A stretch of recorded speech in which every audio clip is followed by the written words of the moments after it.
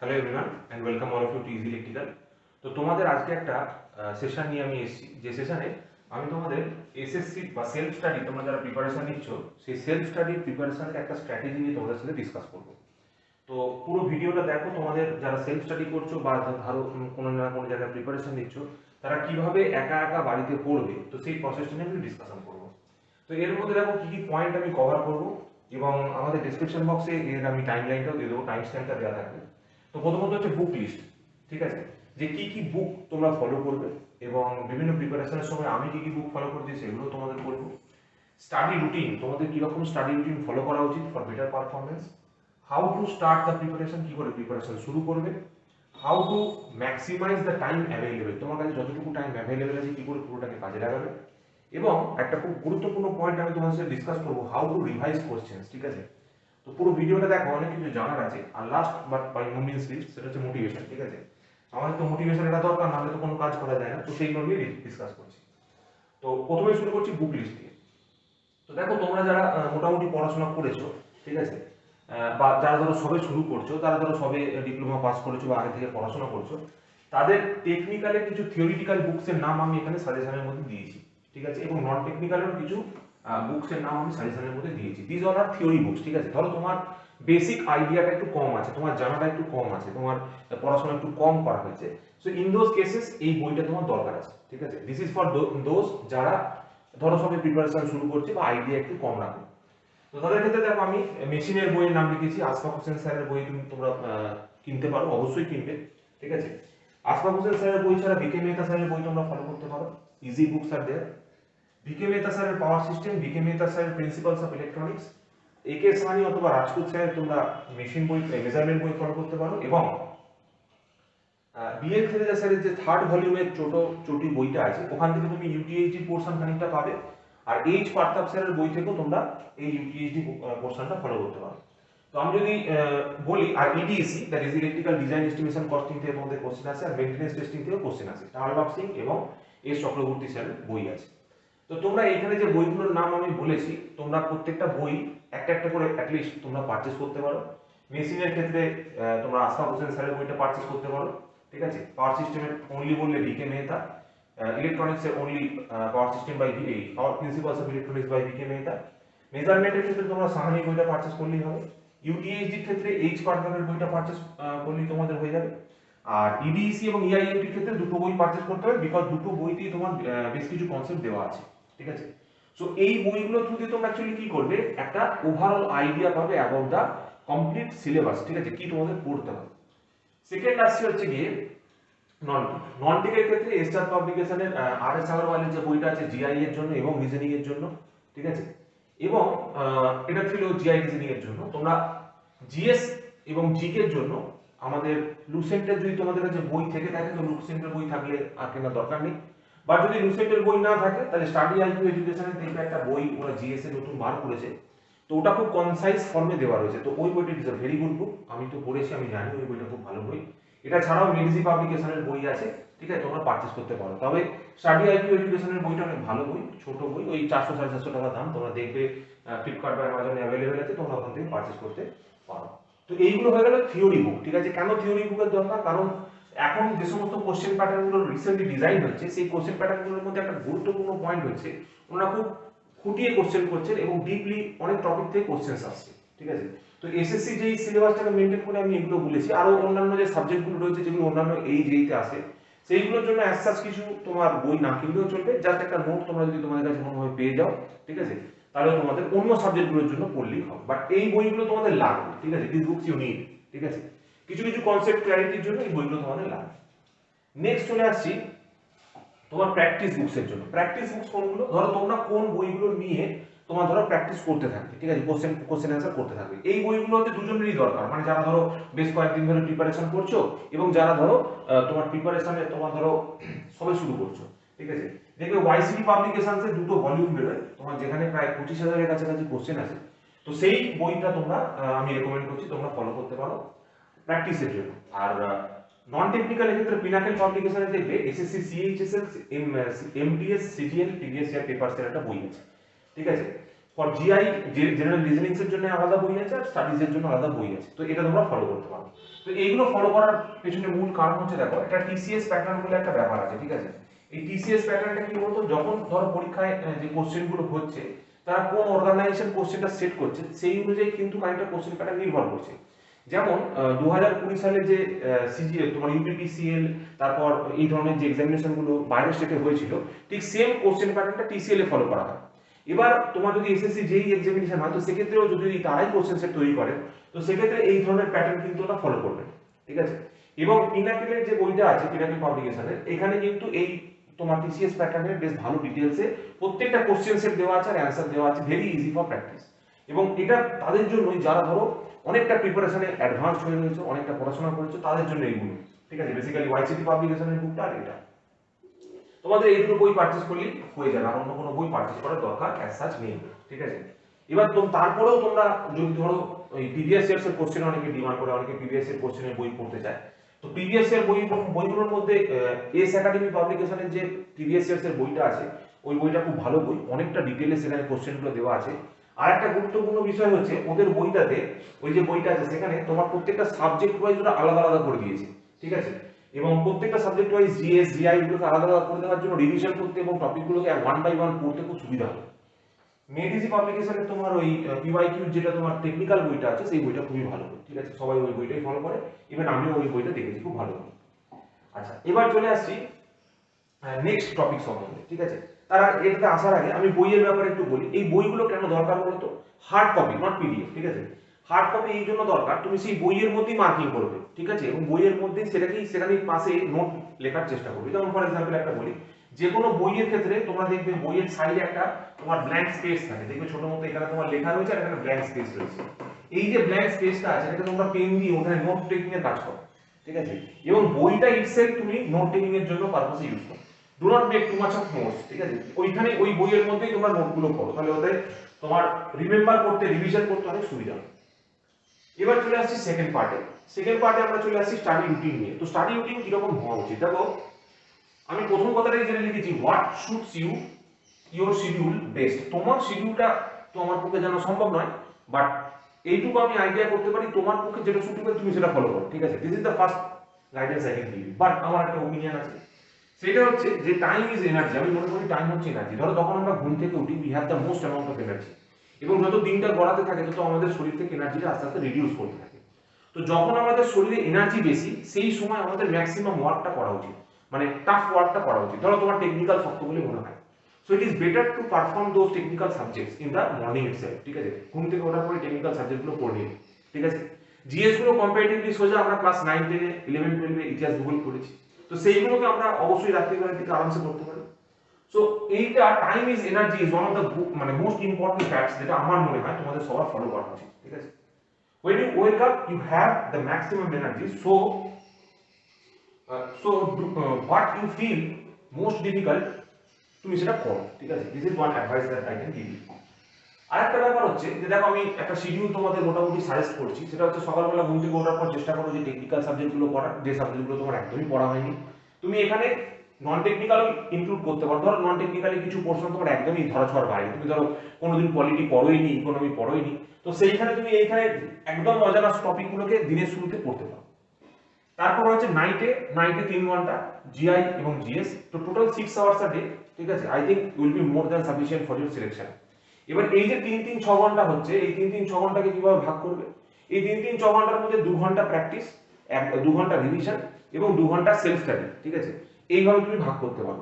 2 ঘন্টা তুমি কোনো বইকে পড়লে, 2 ঘন্টা তুমি ওই কোশ্চেন প্র্যাকটিস অ্যানসারের বই থেকে তুমি প্র্যাকটিস করলে, আর 2 ঘন্টা পুরনো যে টপিকগুলো তোমার আগে থেকে পড়া হয়ে গেছে সেগুলো একবার করে রিভিশন করে নিবে। So this is the my suggestions regarding your time, ঠিক আছে, কিভাবে তুমি ম্যানেজ করবে। নেক্সট যদি আমি বলি হাউ টু স্টার্ট প্রিপারেশন, ঠিক আছে। তোমাদের ধরো অনেকে এরকম থাকবে যাদের ধরো প্রিপারেশনটা শুরু করছো, তো প্রিপারেশন শুরু করার ক্ষেত্রে কি থাকে, আমরা ধরো কেউ আছে অনেক জায়গায় সার্ভিস করছো, কেউ ধরো সবে মাত্র ডিপ্লোমা পাস করেছো, ঠিক আছে। তো এই ভিডিওটা তাদের জন্য। তো এই যে ক্ষেত্রে তোমরা কি করবে, এই ক্ষেত্রে তোমাদের সব থেকে ফার্স্টে যে কাজটা করা উচিত, যে তুমি পার ডে কতটা পড়াশোনা করছো সেটা একটু আইডেন্টিফাই করো। হতে পারে 1 ঘন্টা, হতে পারে 2 ঘন্টা, হতে পারে 3 ঘন্টা, হতে পারে আরো অনেক কম।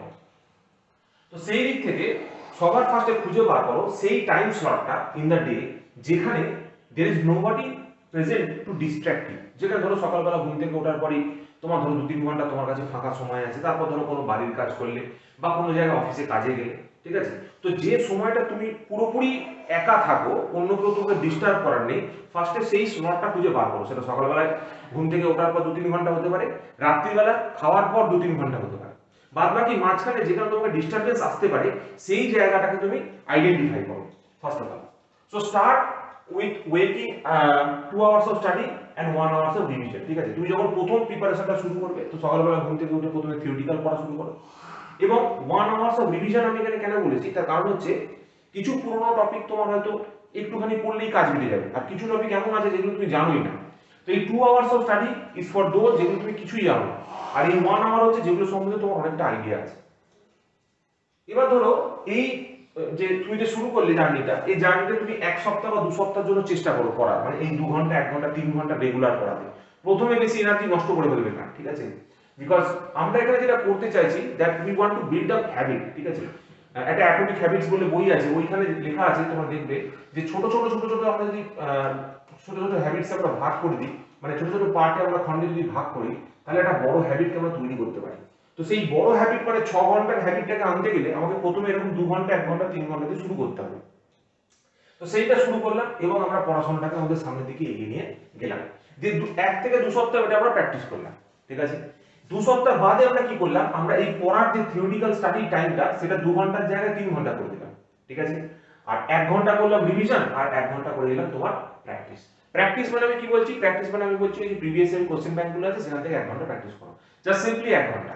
এবং ডু নট ওভারডু। কেন ওভারডু করলে প্রবলেমটা কি হয় স্যার, প্রবলেমটা হচ্ছে প্রথমে আমার কাছে প্রচুর এনার্জি আছে, না আমি এসএসসি প্রিপারেশন নেবো, এসএসসি প্রিপারেশন নেবো, ঠিক আছে। তো আমরা লাফালাফি করে প্রিপারেশনটা শুরু করে দিই। প্রথমে 5-6 দিন আমি প্রচুর পড়াশোনা করে ফেললাম, 12 ঘন্টা 14 ঘন্টা করে পড়াশোনা করে ফেললাম, বাট শেষের দিকে গিয়ে কি হয়, আমরা স্ট্রিমটা হারিয়ে দিই, ঠিক আছে। তো আমি চাই যে তোমরা প্রথম ব্যাপারটাকে শুরু করো, জাস্ট 2 ঘন্টা 3 ঘন্টা দিয়ে শুরু করো। প্রথম 1-2 সপ্তাহ পড়াশোনাটাকে 3 ঘন্টা বেশি এগিয়ে নিয়ে যাও। তারপর আস্তে আস্তে from the third week onwards তুমি এখানে দেখতে পাচ্ছ তোমার অলরেডি 4 ঘন্টা 5 ঘন্টা টাইম আমি অ্যাড করে দিয়েছি, ঠিক আছে। 1 ঘন্টা স্টাডি অ্যাড করলে, 1 ঘন্টা রিভিশন আগে থেকে ছিল, 1 ঘন্টা প্র্যাকটিস অ্যাড করলে। Are from the first month onward, after first month, একটা মাস যখন তোমার কমপ্লিট হয়ে যাচ্ছে, তখন তুমি কি করছো, তোমার স্টাডির আওয়ারের মধ্যে রিভিশন আওয়ারকে 1 ঘন্টা বাড়িয়ে দিচ্ছ এবং প্র্যাকটিস আওয়ারকে 1 ঘন্টা বাড়িয়ে দিচ্ছ। তাহলে 2 ঘন্টা তুমি পড়ছো, 2 ঘন্টা প্র্যাকটিস করছো এবং 2 ঘন্টা রিভাইজ করছো। সো এইভাবে তুমি যদি এগো একটা স্ট্র্যাটেজিক ওয়েতে এবং ধীরে ধীরে নিজের উপর লোডটা যদি বাড়াও, ঠিক আছে, ধীরে ধীরে নিজের উপর যদি লোডটা বাড়াও, পড়ার টাইমের লোডটা বাড়াও, তাহলে দেখবে এটা একটা এফেক্টিভ ওয়েতে তুমি কিন্তু নিয়ে যেতে পারবে। আদারওয়াইজ তুমি ধরো প্রথমেই শুরু করে দিলে, এখন প্রথম থেকেই 6 ঘন্টা 12 ঘন্টা করে শুরু করে দিলে, সেইটা করতে গেলে কিন্তু হবে না। Just try to give yourself for the first week এটা করার চেষ্টা করো 3 ঘন্টা, তারপরের উইক আরো 3 ঘন্টা চেষ্টা করো, ঠিক আছে। তো পড়তে কিভাবে হবে সেইটা নিয়ে তোমরা যদি আমাকে জানতে চাও, বা কিভাবে আমরা পড়াশোনাটাকে নিয়ে এগোবো সেটা নিয়ে যদি জানতে চাও, অবশ্যই কমেন্ট বক্সে লিখবে।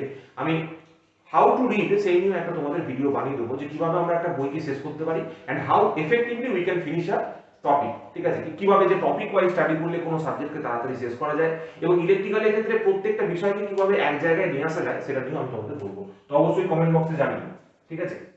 তো এবার দেখো নেক্সট পার্টটা নিয়ে যেটা আমি ডিসকাস করব, সেটা হচ্ছে how to maximise the time. তুমি টাইমকে ম্যাক্সিমাইজ কি করে করবে। প্রথম কথা হচ্ছে যে তুমি দেখো যে তুমি দিনে কতক্ষণ পড়তে পারো, এবং একটা দিনে কতটা পড়া তোমার পক্ষে possible, what is doable for you. তো সেইটার একটা ছোট্ট প্যাকেট তৈরি করো, যে আমি একটা দিনের মধ্যে যে ধরো ফর এক্সাম্পল আমি একটা দিনের মধ্যে 10 পাতা বা 20 পাতা পড়তে পারি, আর 20টা অঙ্ক করতে পারি। So that is your single packet. এবার এই প্যাকেটটা তুমি যখন ডিসাইড করলে যে এতটা আমি খুব আরামসে করতে পারি, তো সেই প্যাকেটটাকে তুমি নিয়ে চলো ফর দি 1 উইক, ঠিক আছে। এবং সেই প্যাকেটটার উপর একটা সপ্তাহ বা 2 সপ্তাহ পর থেকে আরো প্যাকেটের সাইজটা ইনক্রিজ করো, ঠিক আছে। সেই প্যাকেটের মধ্যে তুমি অ্যাকচুয়ালি কি করেছো, তুমি এত ঘন্টা পড়া আর এত ঘন্টা এফর্টকে অ্যাড করেছো, ঠিক আছে। কিছু কিছু টপিকস এর মধ্যে, যেমন আমি তোমাকে আগেই বলেছিলাম যে মর্নিং টাইমটা পড়ার জন্য সুটেবল, তো সেখানে টেকনিক্যাল যেগুলো আননোন সেগুলো অ্যাড করো। যেগুলো নিউ টপিকস যদি তোমার জিএস এরও থেকে থাকে, সেটাকেও তুমি সকালবেলা পড়তে পারো। when you have high energy, যখন তোমার এনার্জিটা প্রচুর পরিমাণ বেশি আছে, preplan every walking hour for the next week only, ঠিক আছে। এবার একটা ব্যাপার হচ্ছে, আমরা যখনই আমাদের কাছে জানা থাকে যে আমি কালকে কি করব, ঠিক আছে, then we can execute those plans. আমাদের যদি কালকে কি করব সেটা জানা না থাকে, কালকে চলে আসে আর আমরা কিছু করতে পারি না। তো two execute plans we must have a small plan, not a big plan. মানে আমি পুরো 3 মাসের প্ল্যানিং করে ফেললাম এটা না। I also used to do, but that is the most fundamental mistake that you can make, ঠিক আছে? তুমি একটা এক সপ্তাহের প্ল্যান বানাও যে এক সপ্তাহে আমি 6 ঘন্টা হিসাবে বা 3 ঘন্টা হিসাবে আমি কতটা পড়াশোনা করতে পারি, এবং just try to achieve whatever percentage you can, ঠিক আছে? ধরো তুমি একটা প্ল্যান করেছো, তার রেসপেক্টে হয়তো তুমি 70 to 80% হয়তো সেটা কভার করতে পারবে, ঠিক আছে? কোনো অসুবিধা নেই। তুমি পরের মাসে আবার পরের উইকে আবার চেষ্টা করো, ঠিক আছে? এইভাবে নিজের পড়ার যে স্কোপটা সেটা ইনক্রিজ করতে থাকো এবং প্যাকেজ আস্তে আস্তে তোমরা ইনক্রিজ করতে পারো, ঠিক আছে? Break down your goals into achievable milestone, ঠিক আছে? তোমার যে গোলগুলো তুমি সেট করছো, ধরো তুমি চাইছো যে আজকের মধ্যে এই সপ্তাহের মধ্যে আমি মেশিনটা শেষ করে ফেলবো। তো একটা সপ্তাহের মধ্যে যদি মেশিন শেষ করতে হয়, তাহলে 7 দিনের মধ্যে আমরা কিভাবে 5টা মেশিনকে শেষ করবো, ঠিক আছে? তো সেই স্মলেস্ট ইউনিটটাকে তোমাকে আইডেন্টিফাই করতে হবে যে আজকে আমি কতটা পড়বো, তার জন্য আমার একটা সপ্তাহের মধ্যে গিয়ে গোটা সিলেবাসটা শেষ হবে। সো সেই স্মলেস্ট ইউনিটটাকে তোমাকে আইডেন্টিফাই করতে হবে, ঠিক আছে? তো নেক্সট আমি চলে আসছি হাউ টু রিভাইজ কোশ্চেন, ঠিক আছে? দেখো কোশ্চেনকে রিভিশন করার বেশ কিছু পদ্ধতি আছে। কোশ্চেনকে কিভাবে রিভাইজ করব, ফার্স্ট অফ অল আমি যেভাবে করতাম যে আমি একটা স্টার মার্কিং করতাম, ঠিক আছে? স্টার মার্কিং মানে হচ্ছে যেখানে সিলি মিস্টেক আমি করেছি, আমার কোনো একটা কোশ্চেনের ভুল হয়েছে, স্টারের তলায় একটা রাইট চিহ্ন দিতাম, that is guess the work, ঠিক আছে, রেজাল্টেড ইন কারেক্ট অ্যান্সার। ধর আমি একটা গেস ওয়ার্ক করেছি, আন্দাজে ঢিল মেরেছি, অ্যান্সারটা ঠিক হয়ে গেছে। সো দিস ইজ একটা অপশন হতে পারে। থার্ড, আমি কোনো একটা জিনিসকে ঠিক করেছি আর বললাম মানে হচ্ছে আমি কিছু জানিই না। তো এবার এই চারটে যখন আমি কোনো কোশ্চেনকে প্রথমবার অ্যাটেন্ড করবো, তখন এই চারটে টাইপের মার্কিং করতে পারি। এর বাইরে দেখো কোনো মার্কিং তোমার পক্ষে পসিবল হবে না। এবার ব্যাপারটা হচ্ছে, যদি আমাদের যেগুলো মার্কিং হয়েছে, ধরো স্টার মার্কিং করেছি অথবা গোল্লা মার্কিং করেছি, এইগুলোকে আমরা নেক্সট বারের জন্য রিভিশন করব, ঠিক আছে? বাকি দুটোকে আমি রিভিশন করব না, ঠিক আছে? এইটাকে রিভিশন করার কোনো দরকার নেই নেক্সট টাইম, এটাকে জাস্ট একবার চোখ বুলিয়ে নিলেই আমাদের হয়ে যাবে। এবার যখনই আমি এইটা আইডেন্টিফাই করলাম, এই টপিকের মধ্যে ভাগ করলাম, তখন এই যে কোশ্চেনগুলোর মধ্যে কোনো নতুন আইডিয়া নেই, আমার কাছে কোনো আইডিয়াই নেই, সেইগুলোর জন্য আমি কি করব, টেক্সট বুককে ফলো করব, টেক্সট বুককে দেখব, ঠিক আছে? টেক্সট বুককে ফলো করব এবং সেখান থেকে সেই কনসেপ্টটা সম্বন্ধে আরো ডিটেইল আইডিয়া আমি নেব, যাতে করে কি হয়, আমি বেশ ভালো করে সেটাকে এক্সপ্লেন করতে পারি, ভালো করে সেই টপিকটা সম্বন্ধে আমার আইডিয়া বেড়ে যায়। সিলি মিস্টেক গুলো দূর করতে বেশিক্ষণ সময় লাগবে না, ঠিক আছে? তো এইখান থেকে তুমি আইডিয়া পাবে যে কত টাইপের কোশ্চেন হয়, কোনগুলোতে তোমার মিস্টেকস হচ্ছে, কোনগুলোর জন্য আমার বই পড়ার দরকার আছে, ঠিক আছে? এই আইডিয়াগুলো তোমার এখান থেকে হচ্ছে। এবং যখন তুমি নেক্সট টাইম রিভিশন করবে, তখন কেবলমাত্র এই যে সিলি মিস্টেক গুলোকে রিভিশন করবে আর নো আইডিয়া যেগুলো রয়েছে সেগুলোকে রিভিশন করবে। সেটাগুলোতে দেখেছি যে একই বই বারবার রিভিশন করে যাচ্ছে, সেম কোশ্চেন গুলো কি আবার রিভিশন করে যাচ্ছে, ওতে তো কোনো লাভ নেই। আমি তো জানি না কোনটা আমি পারি আর কোনটা আমি পারি না। তো তোমাকে সবার ফার্স্টে আইডেন্টিফাই করতে হবে কোন কোশ্চেনগুলো আমি জানি এবং কোন কোশ্চেনগুলো আমি পারি, সেই আইডিয়াটা সবথেকে গুরুত্বপূর্ণ। নেক্সট চলে আসছে নেক্সট বিষয়টা, that is motivation for SSC JE. তোমাদের আগেও আমি বলেছি, if you need motivation stop your preparation today. তোমার যদি মোটিভেশনের দরকার হয়ে থাকে এসএসসি জেই পড়াশোনা করার জন্য, তুমি প্রিপারেশনটা আজকেই বন্ধ করে দাও।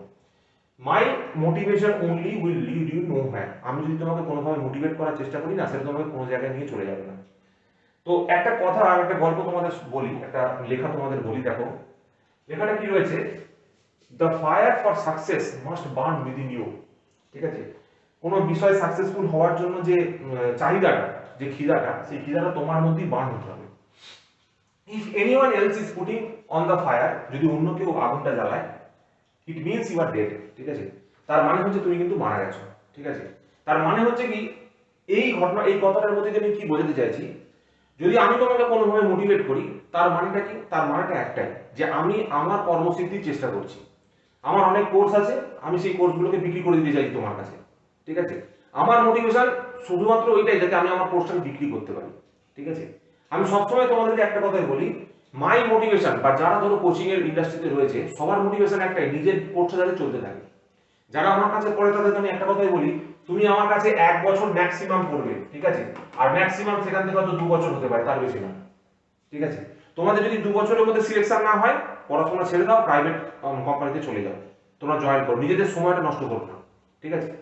সো এইটা বলার আমার মূল উদ্দেশ্য একটাই, সেটা হচ্ছে যে মোটিভেশনটা যদি তোমার আমার কাছ থেকে নিতে হয় বা অন্য কোনো পার্সনের কথা শুনে নিতে হয়, তাহলে তার মানে জানবে ইউ আর ডেড, ঠিক আছে? তোমরা মোটিভেশনের জন্য ইউটিউবের মধ্যে সার্চ করো এবং সেই মোটিভেশনটাকেই টিচার্সরা কাজে লাগায় ফর দেয়ার ইনকাম, ঠিক আছে? তোমাদের জন্য যেটা আমরা করতে পারি, যারা টিচার্স হচ্ছি, তারা যেটা করতে পারি, that is we can guide you কি কোনো একটা সিস্টেম, ধরো ফর এক্সাম্পল আমি একটা আইডিয়া দিচ্ছি, ধরো একটা গাড়ি, তোমরা তো গাড়ি চালাও সবাই, তো গাড়ি যদি ঠিকভাবে অয়েলিং না হয়, ঠিকভাবে মেনটেনেন্স যদি না হয়, তাহলে কি গাড়ি ভালোভাবে চলবে? গাড়ি ভালোভাবে চলবে না। তো আমরা যারা টিচার, তাদের কাজটা কি? তাদের কাজটা হচ্ছে তুমি যে গাড়িটা চালাচ্ছ বা তোমার যে গাড়িটা রয়েছে পড়াশোনা সংক্রান্ত, সেই গাড়ির লিউব্রিকেশন হিসেবে কাজ করা, যাতে তোমার পারফরমেন্সটা আরো বেশি ইমপ্রুভ করতে পারে। ঠিক আছে? তো তোমরা কোচিং ইন্ডাস্ট্রি ট্র্যাপের মধ্যে ফেসো না। ঠিক আছে?